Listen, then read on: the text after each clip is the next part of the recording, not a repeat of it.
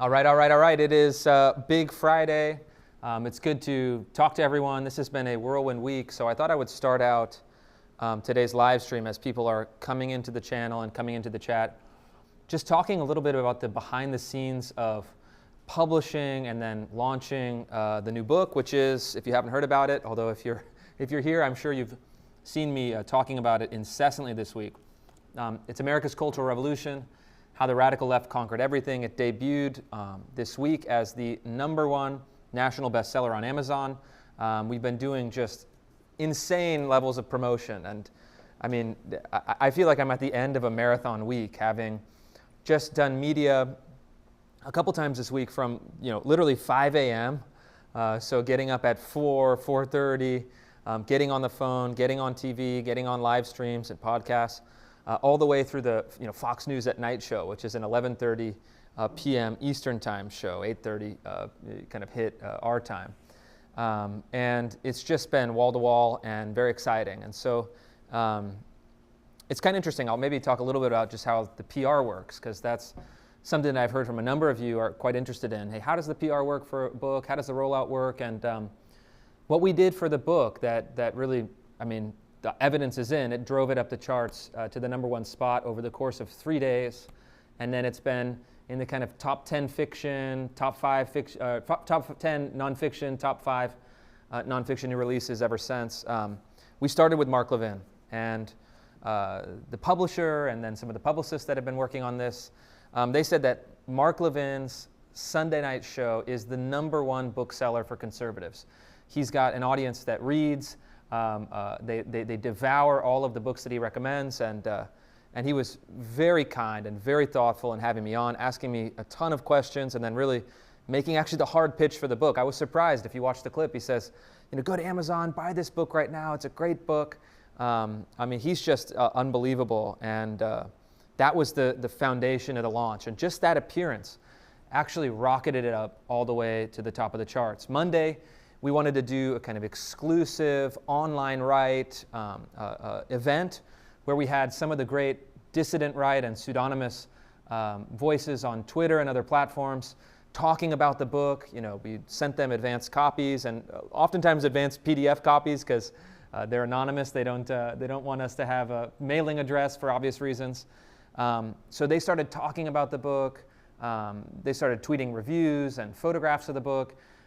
With this kind of interesting marketing concept that we would have the online right, the kind of dissident right, have early access, earlier than a lot of the other broadcast, mainstream, and traditional media.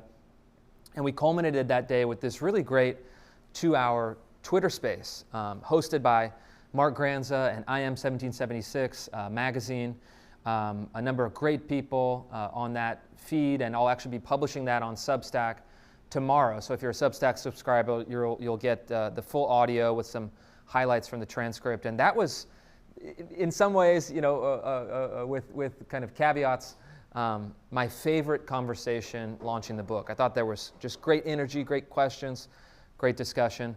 And then after that, it was just, all out bonanza, hitting every media outlet that we possibly could. The Harper's team, the editors, Teresa, the publicist, was just hitting the phones. Armin on my team, who's actually on the stream, taking questions, did an incredible job of lining up, hours and hours and hours of media hits every day. And so that's kind of phase 3 of the release. And then the phase we're going to be going into next week, I have an incredible event organized by Manhattan Institute in New York. We're going to do some of the other media, and then we're going to actually bringing the book to center-left and left-wing audiences starting next week. So we start at that concentric, that tightest circle around us, the people who are most excited, most intimately connected with the narrative in the book, and then we're building that campaign up, moving in concentric circles outward until we're going to be doing, kind of liberal media, left-wing media, and other outlets starting next week. Book reviews are going to come out, and it's just been just incredible. Really quite an interesting process, quite a fascinating thing that I had never done before. I'm a first-time author. And so I want to get to your questions, so why don't we start taking some questions? Maybe we can take some questions out of the chat, or should I start with the Substack? What do you think, Armin? Why don't we start with a question from the chat? Glenn asks, can you define center-left? Yeah, I mean, all of these words are somewhat ambiguous, right? So can you define center-left? Well, I had a conversation with Josh Hammer today on the Newsweek podcast. I think it's already out, and you can see it on my Twitter feed. But he said, Chris, you're not really even a conservative. Why do you use that marker or that identifier? You're more of a counter-revolutionary, more aggressive in your ideas, more a primacy of action and change and reform versus conservation. And I think center-left is in the same thing. What is the center-left? And I think I use it just because we need to have some convenient markers to delineate various groups within the political system. I think the center-left is the kind of person who is a kind of party-line Democratic voter, but the kind of person who probably subscribes to the New York Times, but has had reservations over the direction of the left since the George Floyd summer in 2020. These are the kind of people who, might appreciate a kind of John McWhorter style voice, or someone who, affirms the basic commitments of left liberalism, but also expresses doubts and reservations about, critical race theory, about, the trans movement, about the DEI bureaucracy. And in some ways, they could be considered the classical left liberals, people who still have this idea that institutions should strive to be neutral, places of open debate, free exchange of ideas, that we should have political commitments to improving social conditions, but they have some kind of resistance to the radical ideologies that they see on their side of the movement. And so if you look at the left, you have the kind of BLM, faction, let's say, in 2020 that was driving it along this kind of racialist narrative. And then they summoned their great intellectuals, Ibram Kendi and Robin DiAngelo. They were the best that they had available at the time. And then the people who said, hey, wait a minute, I live in, the Upper East Side of Manhattan. I'm a good, pull the lever for the Democrats, but this is not what I signed up for. So for better or for worse, and maybe you can tell me in the chat if you have a better definition or a better label, but that's who I think of when I think center-left. All right, next question from Leave Fine. What are you hoping your book will achieve? That's a great question, nice and simple. Leave, I think that, it's good to see you, by the way. Leave, of course, is working on education as well. But what I hope the book achieves in the short term is to really establish the political narrative for the right in the months and years to come. I want the story of America's Cultural Revolution to be the story that the political right tells to itself and internalizes, but also the story that the political right tells to the public. And I think if you understand the history that I lay out in the book, from the radical left's long march through the institutions, beginning in the late 1960s and culminating and exploding into the public consciousness in the summer of 2020, I think you're going to understand what's at stake in our country right now. I think you'll understand how the left operates and accumulates power in America's institutions. And then you'll understand, at least in the final chapter, some very broad strokes of how the right could put together a counter-revolutionary political program that has the depth of analysis, the commitment to seriousness, and the requisite measure of aggressiveness that it will take to actually reverse and transcend the left's capture of our institutions. And so I hope that that's what the book does, and that I hope that that translates not just to an intellectual understanding, but actually gives all of those great conservatives, from the very grassroots, kind of school board moms, all the way to the presidential candidates running for the presidency of the United States. It gives them all of the information and rhetorical ammunition that they'll need in order to persuade the public to engage in this great process of restoring some of those great principles that have driven our republic, that have now been, unfortunately, just totally evaporated from our institutions. And so that's the ambition of the book. If you read the preface, I go into the specific ambition and what this means and why I'm fighting for it and where I hope it goes. But in a paragraph or two, that's really the vision. All right, next, Ian asks, hello, you have claimed that many of our problems can be solved via democratic means. What happens when these problems can't be solved via democratic means, i.e. the bureaucracy trumps the public? Yeah, so there's two parts to that question, and it's an important one. And so my conviction is that all of the problems that we have and we face today can be resolved through the normal democratic process and the normal democratic means. And even the problem of the bureaucracy, which is, in some sense, our greatest problem that faces us today, has to be resolved through the legislative process and executive power. And I'll be releasing a further piece in City Journal, really a companion piece to my book, about Richard Nixon, of all people, who I think actually offers us some crucial insights into the problem of bureaucracy and how to overcome it. The question, though, is, well, what if all of that fails?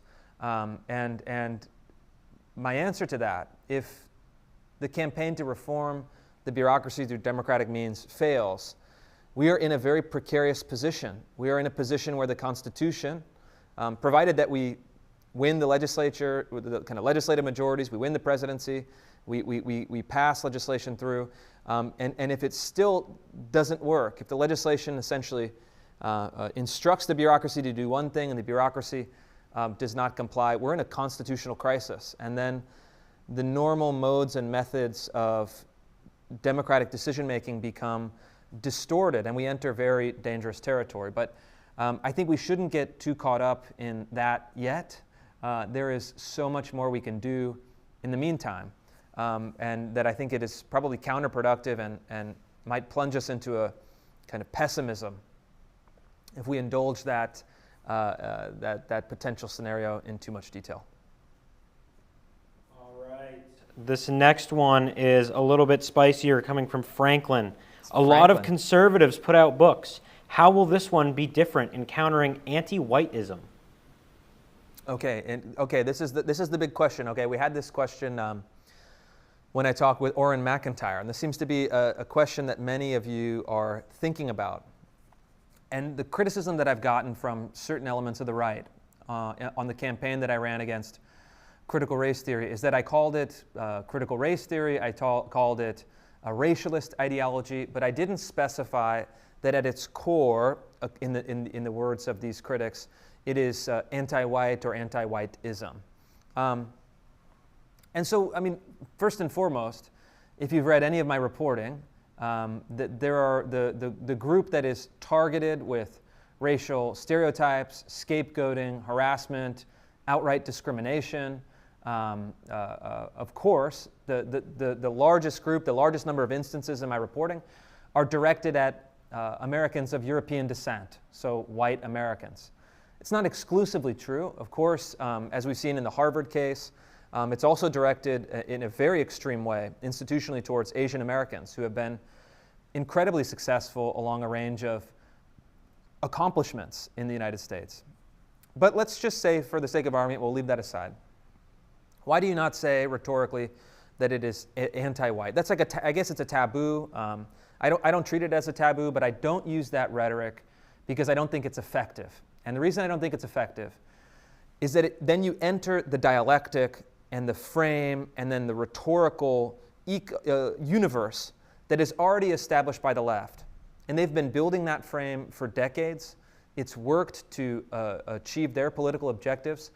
And then you essentially engage in a tit for tat or a kind of negative and positive charge of the same dialectic, where they're saying this is anti-black racism, and then you say no, the problem is anti-white racism. And then you end up just arguing about, in a sense, which racism is worse. and you're struggling to overcome them on terms that advantage their side. If that's the debate, I think the history has shown, and the history of political rhetoric has shown that they have deployed the concepts and language on that line of argument in a way that's very sophisticated, that's very effective, and advantages their campaign to create what is in a sense a kind of racialist bureaucracy that treats people unequally according to their group identity. I think a better strategy is to actually go a level above that debate, to transcend it intellectually, to go to a higher level of concept, to create your own language, your own frame, and then to occupy the moral high ground. Because the fight here it's a dirty fight. You're fighting, you're getting into the mud with people that don't have good intentions, they're not engaged in honest debate. But if you go above it and you say, obviously racism is wrong. We want to have a colorblind society that treats people equally as individuals. We want to guarantee the natural rights of all American citizens, and the state should be judging people as individuals, not separating them into group categories and punishing and rewarding people based on their ancestry. That is the stronger argument. I think it's also a more accurate argument, a more honest argument, a more substantive argument. But I think also the experience demonstrates that it's more successful. This is what we've done on CRT. We won that debate decisively. This is what we've done now on DEI programs. We're winning that debate. We've abolished them in the public universities in the largest 2 conservative states. And we've put the left on its heels in a defensive position on all of these issues. Affirmative action, same thing. We're winning the debate, and we've won over public opinion on affirmative action by saying that we want a colorblind meritocracy, we want equal treatment of individuals, we want no discrimination against Asian, against white, against, to a lesser extent, Latino students, for example, in college admissions. And so while I think maybe some people find some transgressive thrill in using the language of anti-white or anti-whiteism, I think it's a rhetorical and a political dead end, as well as I think it's the wrong conceptual frame that underlines a lack of a higher principle at play. And so I'm not going to play that game, but of course, I think some people say, oh, it's, we're going to dare someone to say the naughty thing. I think that's kind of silly, and certainly we can acknowledge the reality of what's happening without abandoning the principles that I think are most effective. All right, up next we have one that's more of a marketing question from, I'm not sure how to say this, Repost 8. Any plans of international markets beyond English? Because this stuff is recently manifested in Japan very rapidly, heavily pushed by Ambassador Rahm and the U.S. State Department. Big audience for it now. Wow, that's cool. Well, interesting. Japan, one of the most homogenous societies, is getting their CRT, I guess. That I would love to learn more about that. That sounds actually quite interesting. So far, from my conversations with HarperCollins, the publisher, I believe we've already inked a deal in Brazil. So the Brazilians really want to read this book, America's Cultural Revolution. Of course, a quarter of the book is dedicated to the ideas and legacy of Paulo Freire, the Brazilian neo-Marxist pedagogist. So I think there's interest there.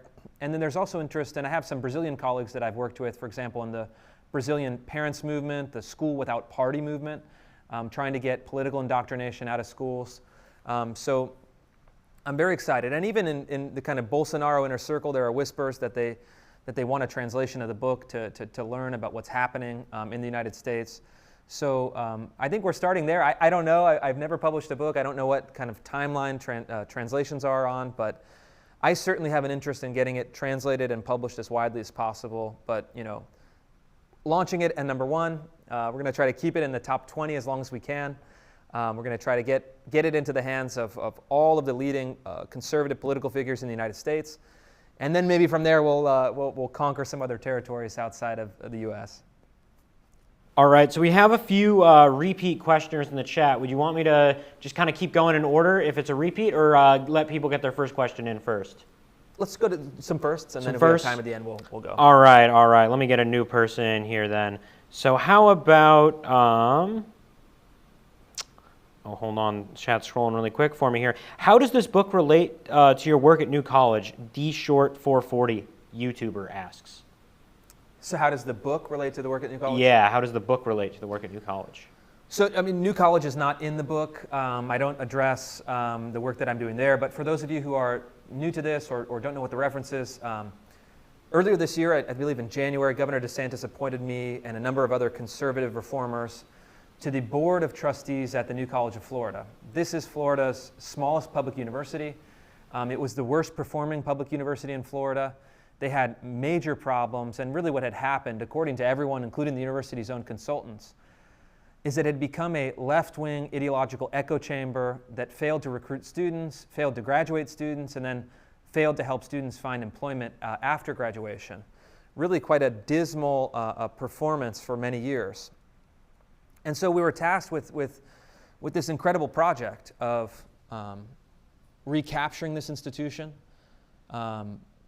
firing some of the top leaders who had run this university into the ditch, hiring great new people that had the political and the pedagogical and the kind of character skills required to make this reform, and then the vision of turning it into a classical liberal arts university, one where conservative parents in the state of Florida could say that, you know what, I'm going to send my kid to the New College of Florida because they're going to get a rigorous classical style education.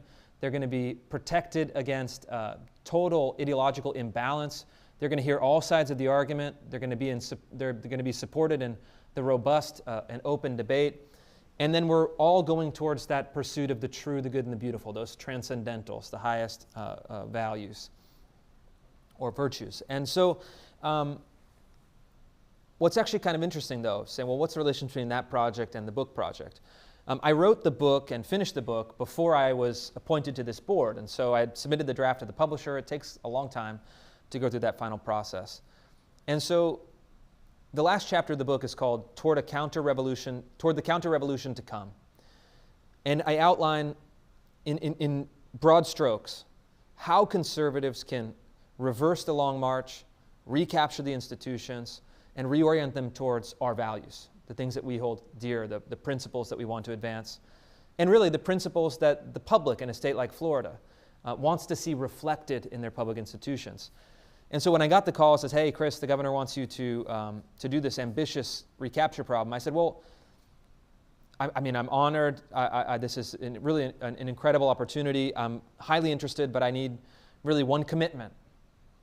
So, okay, well, what is that? What do you need? I said, I want to know that I have the governor's support to go all the way and to do everything that is necessary, even if it gets hard, even if we get thrashed around in the media, but everything that's necessary to make this a true transformation, not just an attempt, but really go all the way to restore the classical liberal arts mission of the university, to hire some great classical liberal arts oriented professors. This means that in this environment some more conservative-leaning professors to balance out the faculty, and then to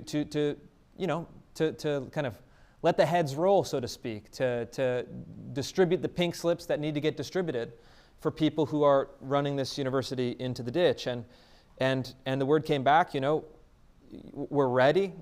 Let's fight this out. This is important, and this could be a prototype or an example to governors all over the country. And so the book outlines the problem.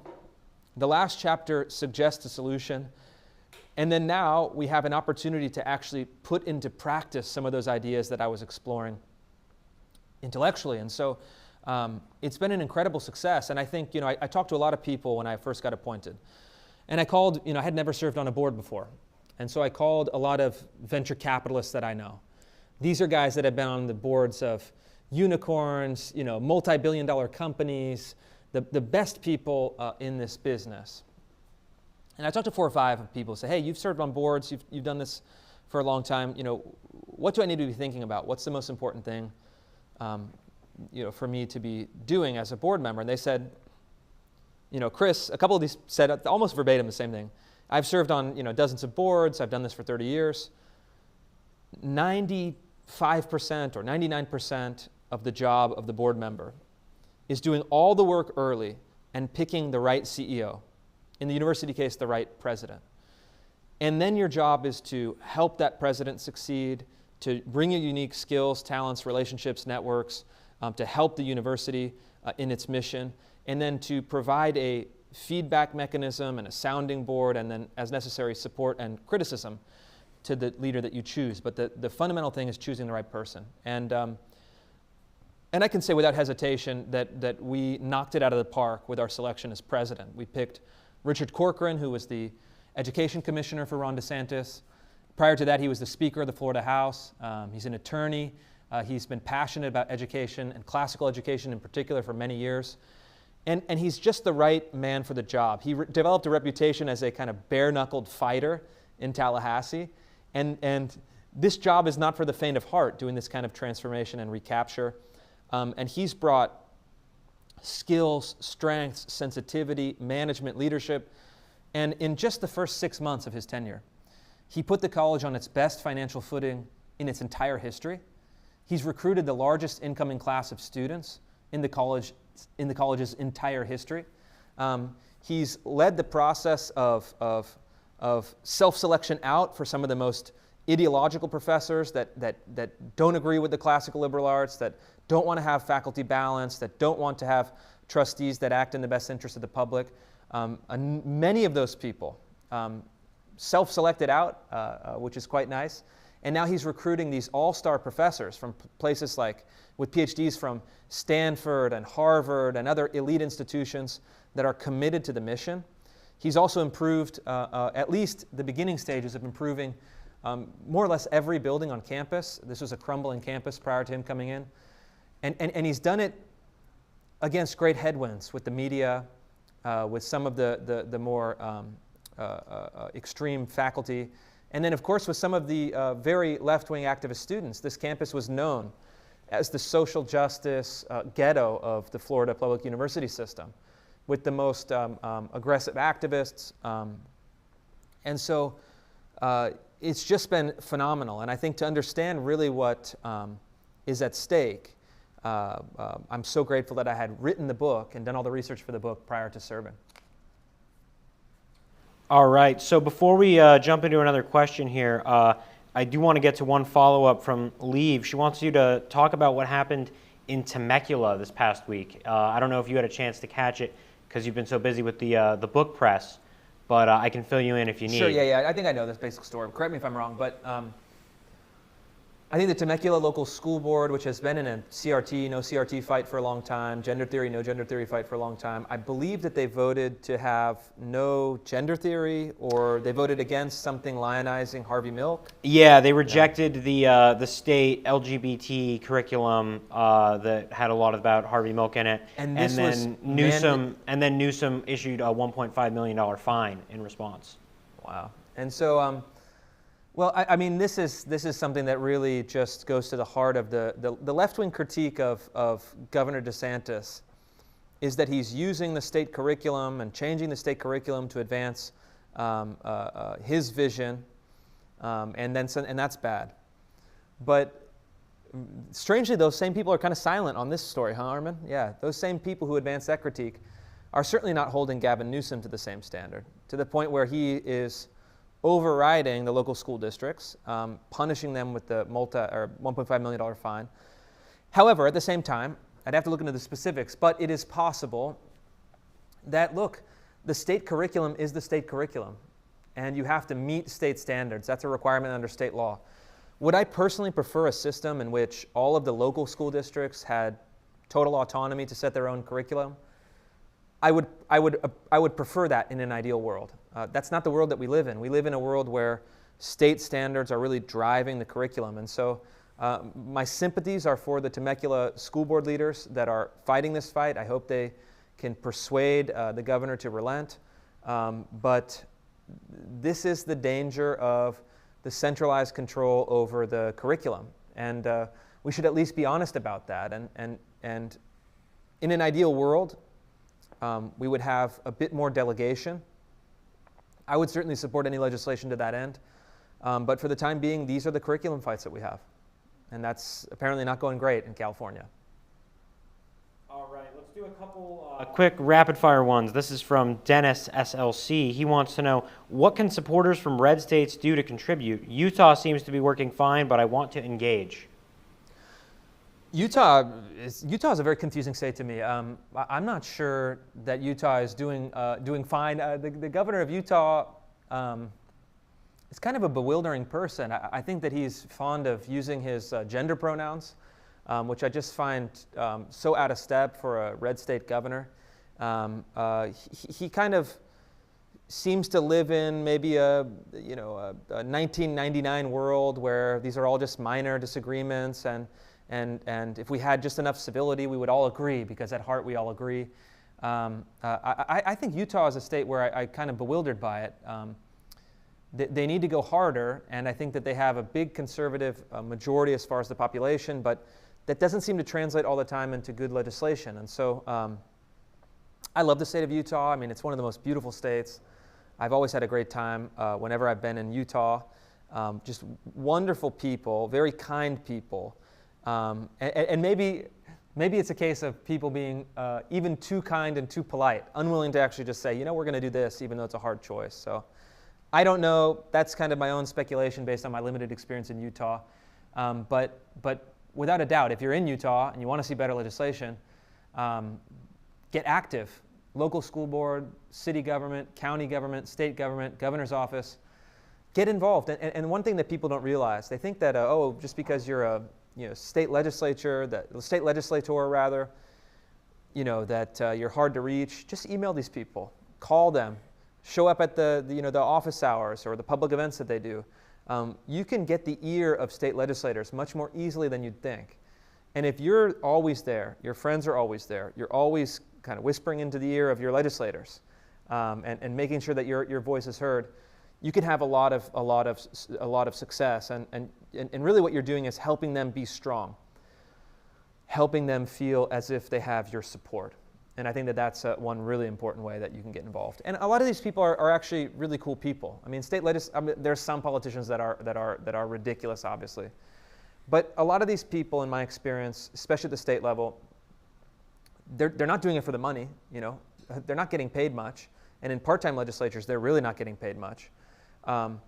They're doing it because they really do care, and they really do feel a sense of civic duty. And so let's not be cynical.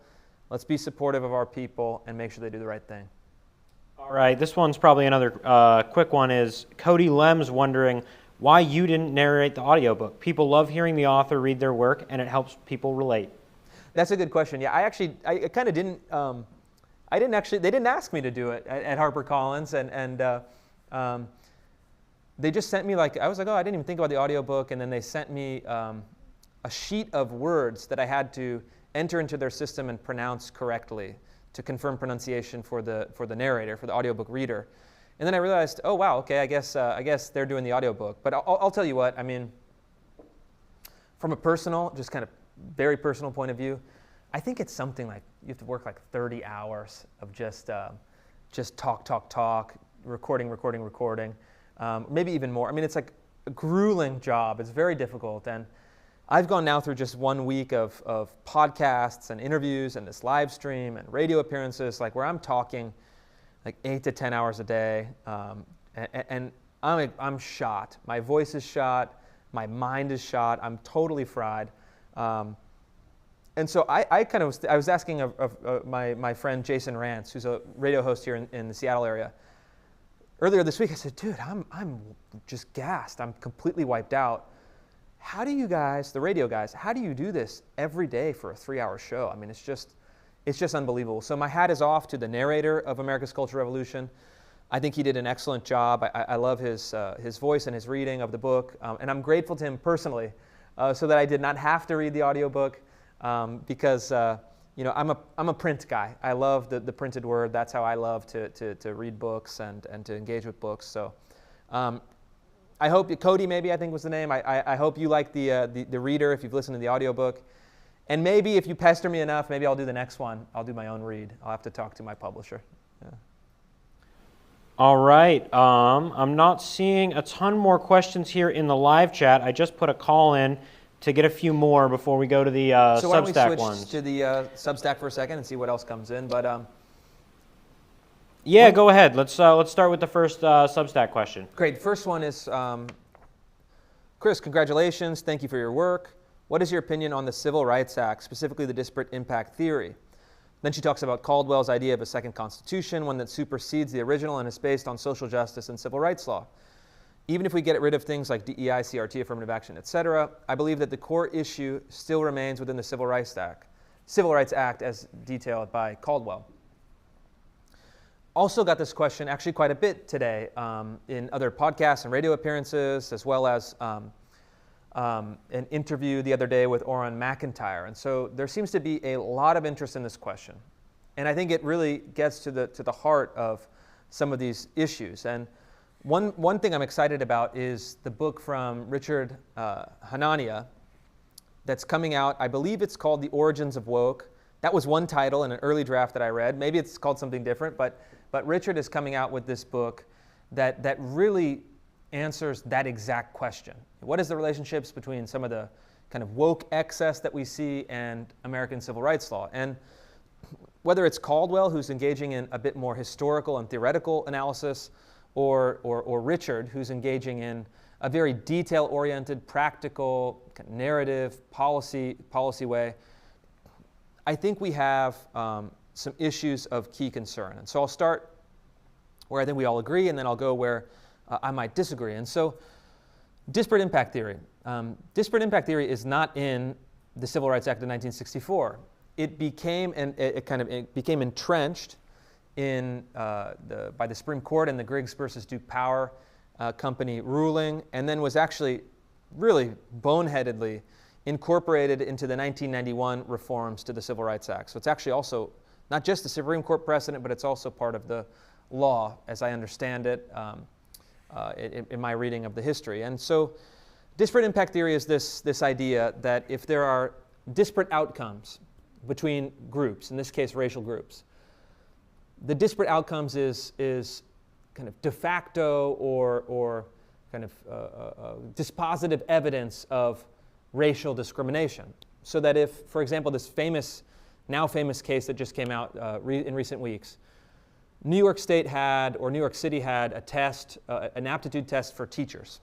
And they found that black teachers scored much lower and passed the test at much lower rates than white teachers and Asian teachers, I'm assuming, and other groups. So one way of looking at that is to say, well, the black test takers, maybe not even representative of the larger black population, scored worse on this test than white and Asian test takers, which is the case in many standardized tests, such as the SATs. One explanation could be lower rates of education, or could be a different segment of the population. It could be that there's different educational attainment between groups, right? On average, rates of higher education are the highest in Asian and specifically Indian Americans. And so, math and verbal skill gaps, all of those things. Could you trace that back in theory to the legacy of larger historical processes? Yeah, probably. I think that there's a good argument there. I've certainly made some of those arguments in my work on CRT, tracing it and at least analyzing it from that point of view. But disparate impact theory says we're going to take all of those explanations off the table. It cannot be that it's the gap, the disparate impact in the outcomes is related to disparate impact of the inputs, the abilities that are different between different groups of people.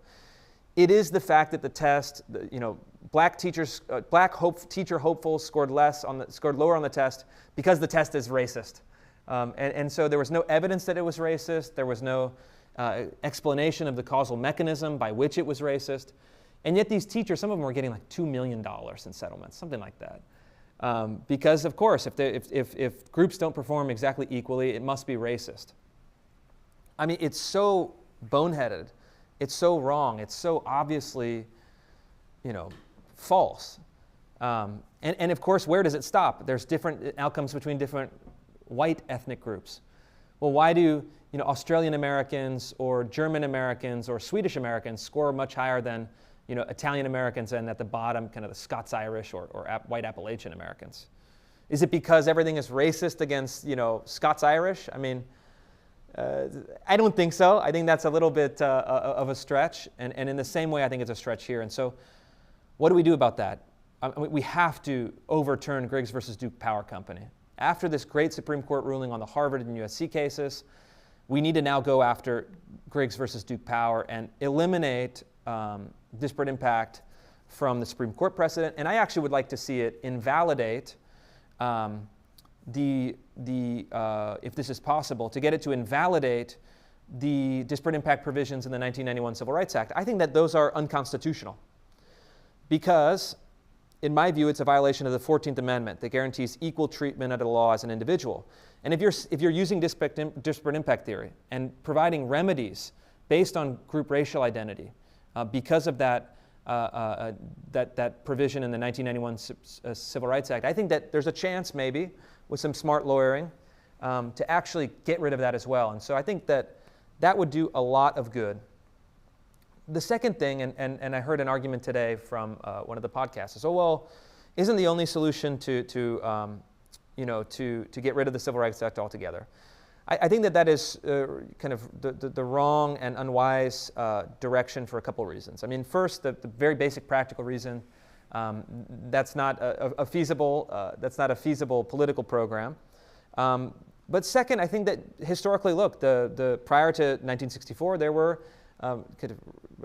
was racial discrimination, state-sanctioned racial discrimination, that in my view was a violation of American principles, a violation of some of our constitutional commitments, and it needed to be remedied.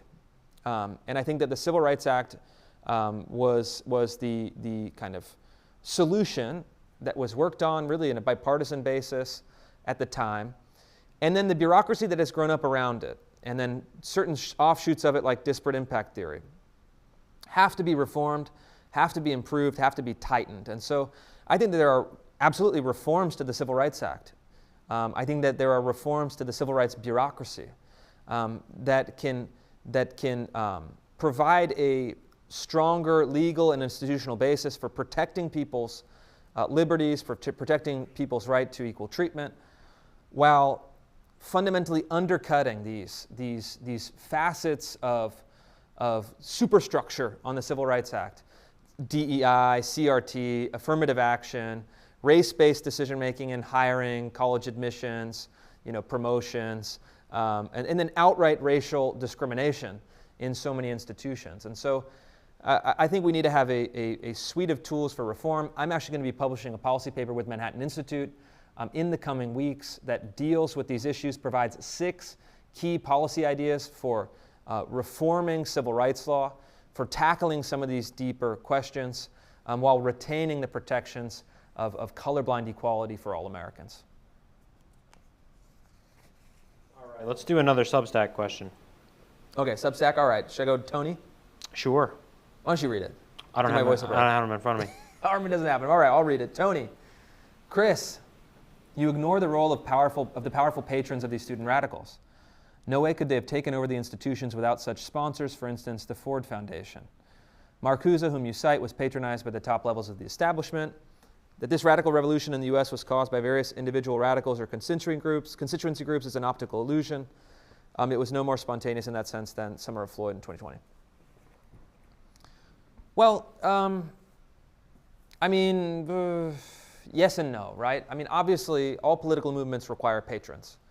One thing that I don't participate in because it's just it's just so mind-numbing and idiotic is this thing where they'll say, that person is a Koch brothers stooge, and therefore they're illegitimate, and we can determine their methods and their means and all these things. Or on the other side, that person is a Soros shill that is doing all these things. I mean, yes, the Koch brothers, who I think now really almost disagree with on many issues, and then of course the Soros and his network. Do they fund enormous infrastructure on the left and right? Yes, absolutely. Do they have their own policies and priorities that they seek to advance? Of course. Do they distribute jobs, money, opportunities, influence? Obviously, yes. I mean, they have 990s. You can read about it and some of the more secret organizations, you can at least get a sense of what they're doing.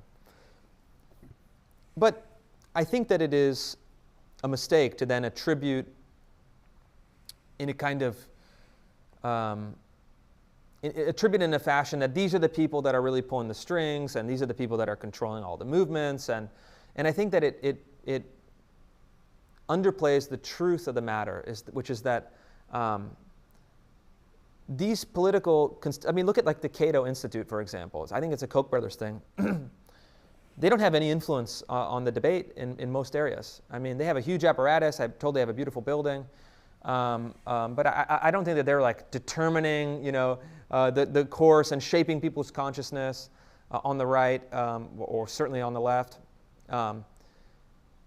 And so you still have to have constituencies. You still have to have people that believe. You still have to have public opinion. You still have to have a genuine commitment on behalf of your partisans. And so, and Marcuse, frankly, was not supported by the establishment. Marcuse was opposed by the establishment. He was opposed by Ronald Reagan, who was the California governor at the time. He was opposed by most of the people in the city of San Diego where he was working. He was opposed even by the New York Times. I read all the coverage of Marcuse in researching the book from the New York Times. And it really condescended and really treated him as a ridiculous figure and pointed out his flaws and where he was wrong. And so he didn't even get the New York, and actually in a speech, there's a great speech that he gives that I quote in the book, where he attacks the New York Times as an agent of the establishment that was his enemy, that was insulting him, And so, look, obviously they had patrons. They had wealthy people that were funding their activities. But I think to reduce it to that is a huge mistake. And I actually think that they were genuinely committed to the ideology. And one of the reasons they have been so successful over this long time horizon is that they had an authenticity of commitment to awful ideas with even worse outcomes. But they truly believed. They truly fought tooth and nail. They didn't do it for cynical purposes at the beginning. And even though it has now revealed itself as a bankrupt ideology, but also really a devastating policy or a devastating governing program. I don't think that you can reduce it to, if we got rid of the Ford Foundation, everything would be good. If we got rid of the WEF, everything would be fine. I think that's a huge mistake that I see people making. And I think that it speaks to a limitation of your own concept of agency. If you think that it's all the shadowy figures pulling the strings, you don't actually realize how much power that you have. And so I always think that start in your own sphere of influence, and then move out in concentric circles, rather than thinking of all the ways in which you'll be thwarted. Any other book questions? I have a good live chat question here. All right. So this is actually a follow-up from Ian, who asked earlier, but he wants to know, with elite theory in mind, wouldn't a conservative counter-revolution require elites breaking away from the ruling class to our side? I believe in elite circulation, but I am skeptical of such change. So does it require breakaway elites to join our side? Yeah. Of course it does. I mean, that's absolutely an essential component of all political activity. I don't think that we can find any examples historically of successful political movements that didn't have leadership, that didn't have, at the very least, aspirational elite leadership, and then weren't, at the end of the day in the modern period, then supported, rationalized, systematized, and then implemented administratively by intellectuals, let's say, or kind of thinking and writing people. That's always been the case, and I think that the reason that Marxism shifted by the time of the Russian Revolution away from the spontaneous, leaderless proletarian revolution, Paris Commune style revolution, to the vanguard of the proletariat, elite-led, Leninist political program was just simple necessity. I mean, that's how it works. And in the book, I talk about my on-the-ground reporting from the Chaz, the CHOP. I love those two words, Chaz, CHOP. The autonomous zone in Seattle during George Floyd.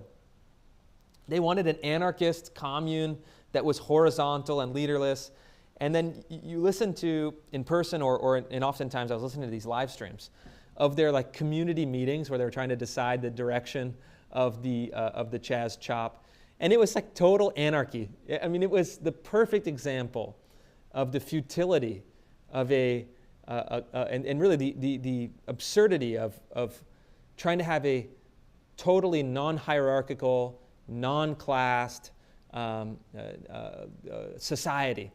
And then eventually what happens is that the warlord, this guy Raz Simone, a rapper, some allege that he was also a pimp, pulls these AR-15s out of his trunk. I think he's driving like a white Tesla or something. He hands out these AR-15s to these dudes, other guys that are armed. And they start just going and beating people up and then asserting the dominance of the warlord of the Chaz. And so like, I think it actually is a vindication of a Lockean social compact. They tried the state of nature, and then unfortunately the Hobbesian Leviathan, the warlord of the Chaz, strapped with his ARs, becomes the kind of the dominant tyrant of the Chaz. And to me that was just the most beautiful illustration, a tragic illustration obviously, of the futility of some of these ideologies in practice.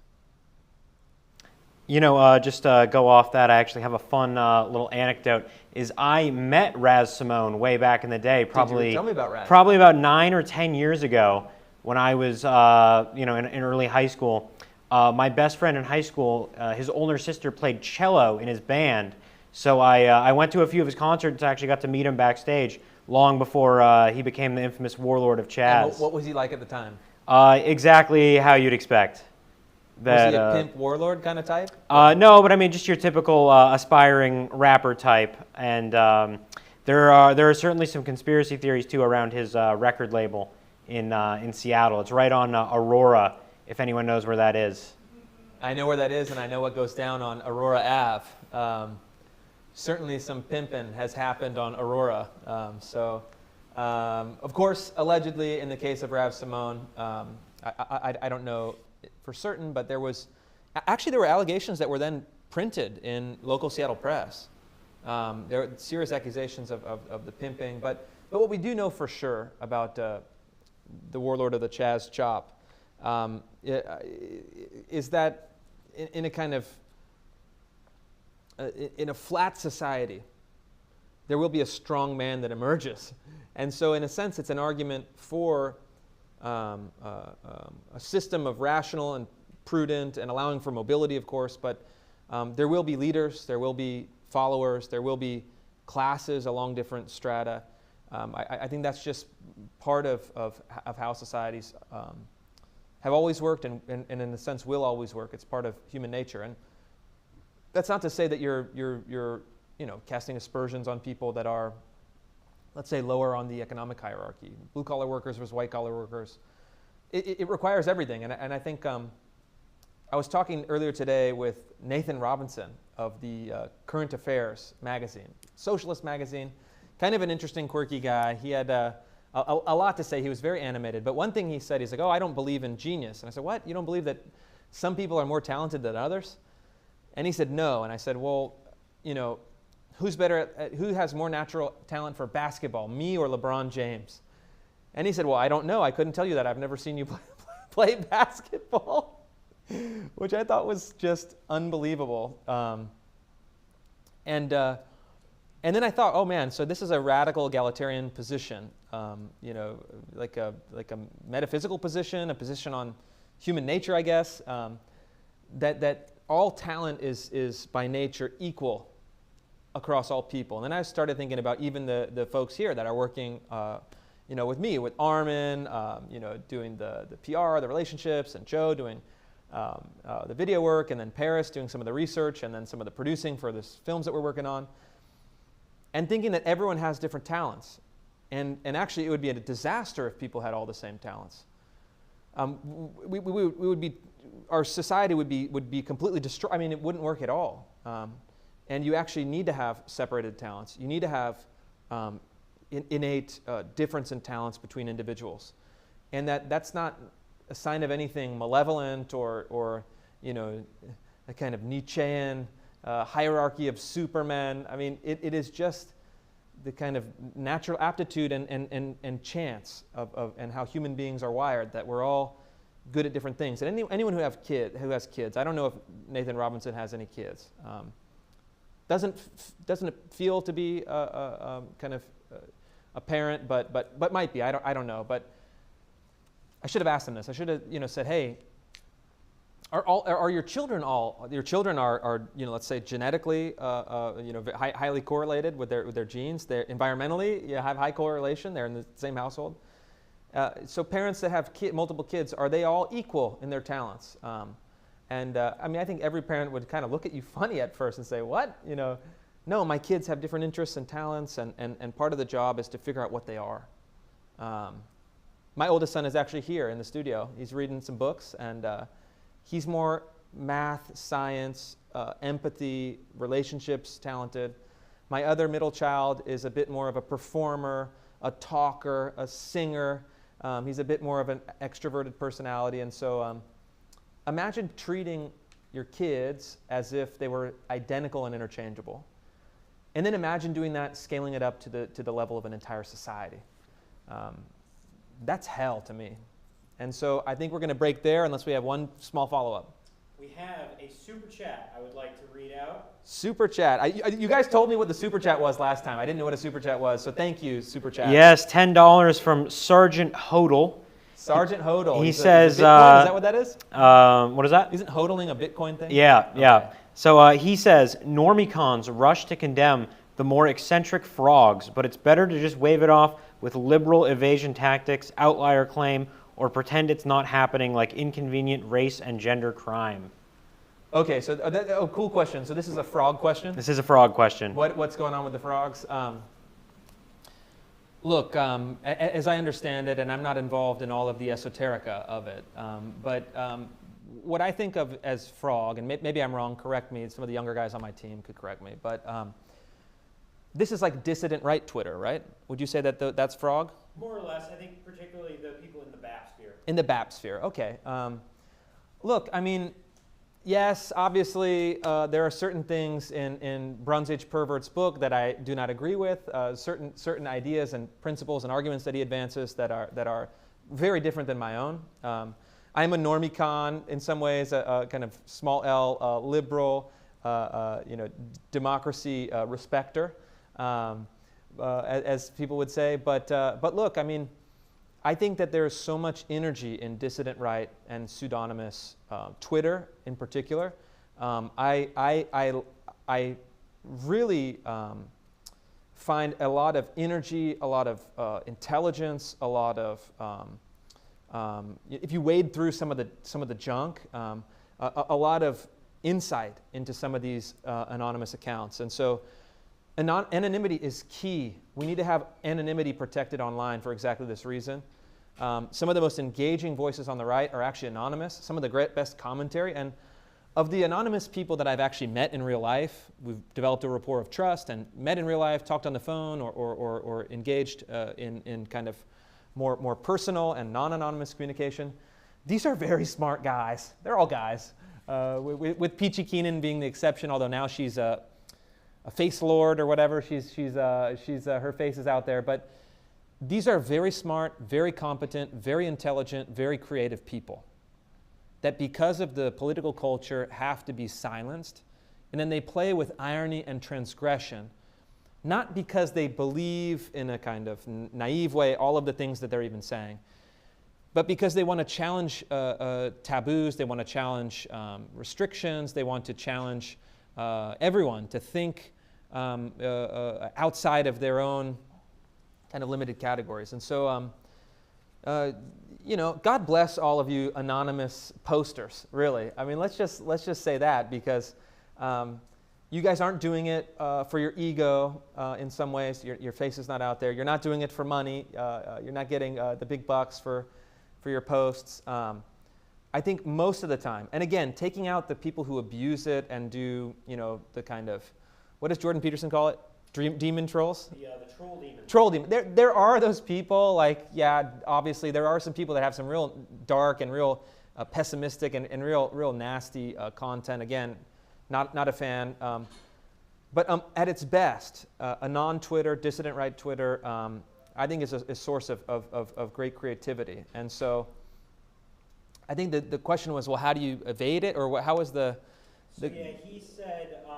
just kind of sidestep. Yeah, essentially, that a lot of normie-cons rush to condemn them. Yeah, that's a losing game. I mean, look, what they'll do is they'll say, oh, some guy online said this, and then some other guy said this, and then, some blah, blah, blah, and then through a chain of kind of hallucination, we'll say, well, do you condemn? It's like, that's so old. Don't even participate in that kind of game. Don't even participate in that kind of game. It's all kind of old school CNN, gotcha journalism that worked in 2002, but I think is totally irrelevant for our discourse today. And so, I would say, look, even for those voices on the right with whom I disagree, there are people that have the kind of hard right, anonymous accounts or non-anonymous accounts that are advancing ideas that I think are wrong, are not the way forward, are not consistent with the moral principles that I have. The solution is not to just fall all over yourself trying to make yourself look good by condemning them. Their ideas should be condemned, but if there are people that are listening, you want to also persuade them towards something better. And I think that Jordan Peterson made that point quite nicely. He used to make this point. He said, there are alienated young men, and they're going to go towards some really awful ideas down the rabbit hole, or we could reach out to them and respect them and try to bring them on board something more meaningful and productive. And so my hope for the young frogs, if I could be like an older brother figure maybe to the young froggos, okay, have fun, be transgressive, great. But at the end of the day, as you're growing up, you're going to want a good life. You're going to want a good family. You're going to want a good career, and you're going to want a good society. And so, fight as hard as you can. Be as creative as possible. Press your limits, but really commit yourself to something politically that is going to do good, and that you can feel a sense of self-worth and also a sense of contribution in your participation in some of these projects. And so that's what I try to do. You got to reach out to people, especially these young guys that maybe see a CRT style, DEI style world and feel like it's just not for them. There's a lot of hope. There's a lot of opportunity, and so I think we just got to reach people and try to put them on the right path. So that's my moralism. That's my Aesop fable. That's the end of the live stream. Thanks to Armin. Thanks to Joe. Thanks to all the commenters, super chatters, Substack readers, and I'm going to get to your Substack comments over the weekend. I'm going to go in and answer them. I didn't have time to take too many of them. So thank you so much. The book is America's Cultural Revolution, debuted this week at #1 on Amazon. And give it a read. It's going to be something important. And if you read it now, you're going to be ahead of the game, everyone in conservative politics. So going to give a salute